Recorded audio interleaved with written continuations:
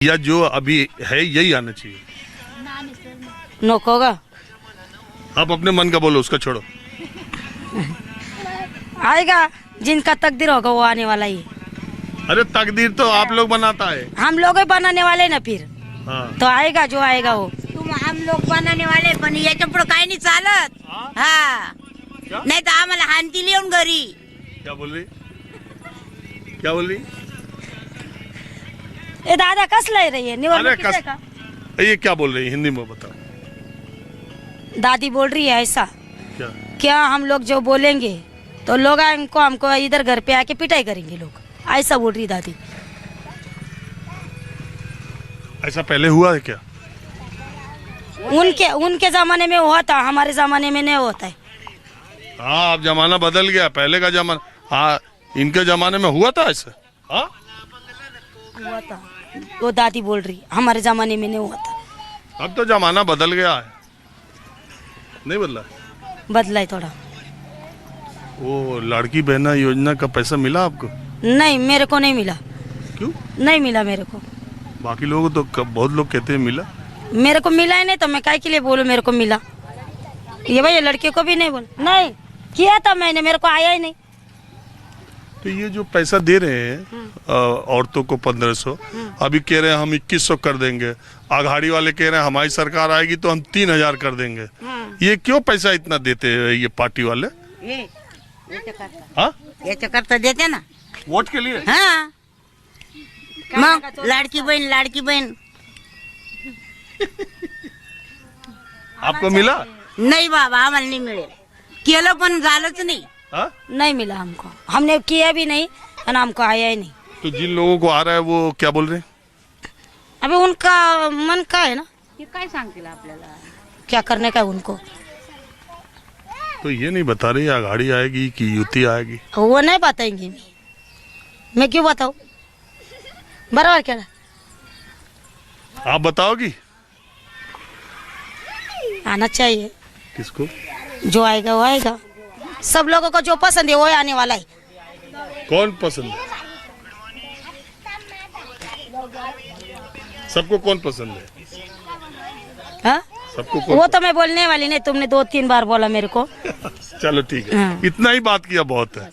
चलता हूँ दूसरी तरफ। नासिक आए और त्र्यंबकेश्वर ना आए और आद्य ज्योतिर्लिंग श्री त्र्यंबकेश्वर मंदिर ना आए तो बात अधूरी रह जाती है। मैं इस वक्त 12 ज्योतिर्लिंगों में से एक श्री त्र्यंबकेश्वर मंदिर पर आया हूँ। आप ये देखिए, ये मंदिर, इसकी अपनी एक बहुत पुरानी कथा है और एक बहुत बड़ी आस्था का केंद्र है। आम तौर पर अमूमन 3 से 4 घंटे इस मंदिर में दर्शन करने में लगते हैं। और मैं यहाँ आया तो ये, चूँकि देखिए पर्वतों के पीछे 3 पर्वतों से घिरा हुआ ये मंदिर है।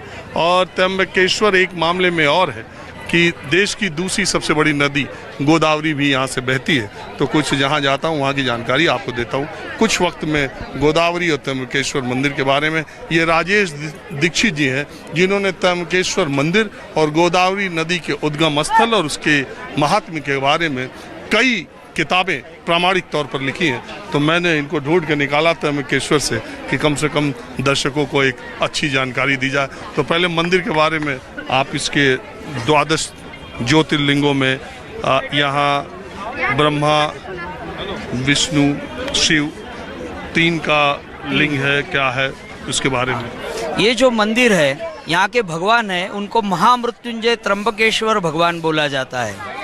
3 अंबिकाओं के ईश्वर या 3 नेत्र वाले भगवान शिव यहाँ पर विराजमान है। उत्पत्ति, स्थिति और लय, क्रिएटर, ऑपरेटर, डिस्ट्रॉयर, ये तीनों काम करने वाली परम शक्ति यहाँ पर त्रिगुणात्मक रूप से विराजित है। इसको त्र्यंबकेश्वर भगवान बोलते हैं। ये महामृत्युंजय मंत्र जो ऋग्वेद में है, त्र्यंबकम यजामहे सुगंधिम पुष्टिवर्धनम उर्वा रुकमियो बंधनान मृत्योर्मुक्षी यमामृता।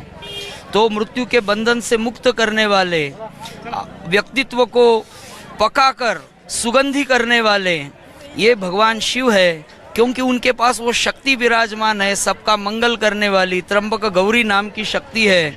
सर्व मंगल मांगल्ये शिवे सर्वार्थ साधिके शरण्ये त्र्यंबके गौरी नारायणी नमोस्तुते। तो ये मंदिर पेशवा जी ने बनाया है। ये मंदिर मेरू मालवा शैली का एक ऐसा मंदिर है जो विश्व में दूसरा नहीं बना है। इसके लिए वो सेंट्रल गवर्नमेंट के कब्जे में है।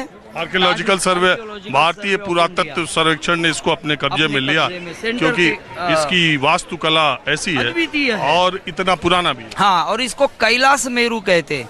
ये आप देखेंगे तो उसमें संगमरमर का और काले बेसॉल्ट पत्थर का इस्तेमाल किया है। जैसे आप कैलाश पर्वत देखते हैं तो थोड़ा बर्फ लगेगा, थोड़ा काला पत्थर लगेगा, तो इस शैली को कैलाश मेरू बोलते हैं। अंदर प्रदक्षिणा का मार्ग है और ये मंदिर पेशवा जी ने बनाया, नाना साहब पेशवे ने शुरू किया और सवाई माधवराव के काल में ये पूर्ण हुआ। और ये मंदिर के बाजू में जो कचेरी है, ट्रस्ट का कार्यालय, ये ब्रिटिश गवर्नमेंट ने बनाया गौथिक शैली में, और ये मेरू मालवा शैली में बना हुआ मंदिर है। तो यहाँ पर एक अलग तरह का पूरा माहौल है। और मैं अब आपको मंदिर के बारे में बता दिया। गोदावरी जो देश की दूसरी सबसे बड़ी नदी है, उसका उद्गम स्थल, और जब यहाँ से निकल कर मैदानों में जाती है तो क्या हाल है, कैसे वो पूरा है, थोड़ा वो भी देख लीजिए। देश की दूसरी सबसे बड़ी नदी गोदावरी के उद्गम स्थल पर हम आए हैं और आप पीछे जो पहाड़ देख रहे हैं, गोदावरी का उद्गम स्थल वहीं से शुरू होता है और फिर वहाँ से पानी यहाँ इस कुंड में आता है और तीर्थराज कुशावर्त इसको बोलते हैं। और इसी कुंड से गोदावरी का पानी फिर भारत के 10% क्षेत्रफल को सिंचित करता है। गोदावरी देश की दूसरी सबसे बड़ी नदी है और बंगाल की खाड़ी तक जाती है। राजेश दीक्षित जी जो इस इलाके के बारे में सबसे अच्छी जानकारी रखते हैं, तो ये कुंड तक आने के बाद फिर इसका फ्लो कैसे है? हाँ, ये गोदावरी यहाँ से निकलती है। पहले तो ये पहाड़ के ऊपर से वो उसका उद्गम है। आदौ ब्रह्मगिरी मूर्धनि तीर्थम त्र्यंबक सौदनिका, त्र्यंबक तीर्थ उसको बोला जाता है। वहाँ से वो इस कोने में पहाड़ के आती है, उसको गंगा द्वार बोलते हैं, उसको वराह तीर्थ बोलते हैं। ततो वराह मुदितम कुशावर्त मतः परम, इस तीर्थ को कुशावर्त बोलते हैं, जहाँ पर 12 साल के बाद कुंभ होता है और सारे सन्यासी यहाँ पर नहाते हैं। पूरे शाही स्नान उसको बोला जाता है। और यहाँ से ये नदी निकलती है, ये कनखल तीर्थ है और कनखल की तीर्थ से उसकी धारा आगे जाती है नासिक की तरफ, गोवर्धन की तरफ, और वहाँ से समुद्र संगम तक जाती है राजमहेंद्री, जो अंतर्वेदी कहा जाता है। 1200 किलोमीटर लगभग ये जाती है और ये दक्षिण भारत की गंगा ही कहलाती है। जो गंगा जी है वो भगवान ने ये सब सृष्टि बनाई तो उनको जीवन बनाना उधर उत्तर में और इधर दक्षिण। हाँ, विंध्य से उत्तरे भागीरथी कहलाती है और विंध्य के दक्षिण भाग में ये गोदावारी, वारी यानी जल, गो यानी गो माता। तो गौ माता का हत्या का पातक जो गौतम ऋषि जी को लगा था, यहाँ पर तपस्या करके उन्होंने शिव की जटा की गंगा इधर बुलाई और कुश से आवर्त करके वो धरती में से बहती थी, उसको ऊपर लाया जन कल्याण के लिए और यहाँ पर स्नान किया और यहाँ से ये अविरत प्रवाह शुरू हो गया। ये गोदावरी का मूल तीर्थ है कुशावर्त। देखिए अब क्या होता है, जल यहाँ से निकलता है और इधर पहले ये गांव था और गांव के बीचों बीच गोदावरी बहती थी, लेकिन अब इसे ऊपर से ढक दिया गया। हालांकि मामला सुप्रीम कोर्ट में गया कि इसको फिर खोल दिया जाए। और अब कैसे ये मैदान में कहाँ आती है, थोड़ा ये दिखाते हैं। गोदावरी को गौतमी गंगा कहते हैं क्योंकि इसको ऋषि गौतम लेकर के आए थे। और देखिए मैदानों में गोदावरी यहाँ से जाती। इस वक्त के आप पानी की रफ्तार देखिए और यहाँ गंदगी तो खैर आपको पता ही है, नदियों में भारत के लोगों की कितनी संवेदनशीलता है। तो ये यहाँ से शुरू होती है और सोचिए ये देश की दूसरी सबसे बड़ी नदी है। जिस तरह से भागीरथी गंगा कहते हैं उसी तरह से इसको गौतमी गंगा कहते हैं। ये पानी को देखकर, और जब ये देश की दूसरी सबसे बड़ी नदी है जैसा मैंने कहा, यहीं से निकल करके पूरे महाराष्ट्र, आंध्र प्रदेश और तेलंगाना होते हुए इतना लंबा सफ़र तय करती है, कई राज्यों से गुजरती है। तो कई बार एक इसमें उद्गम स्थल पे मैं आया तो मुझे एक चीज़ याद आती है कि भारतीय दर्शन पद्धति में कहते हैं कि संतोषम परम सुखम, संतोष सबसे बड़ा सुख है।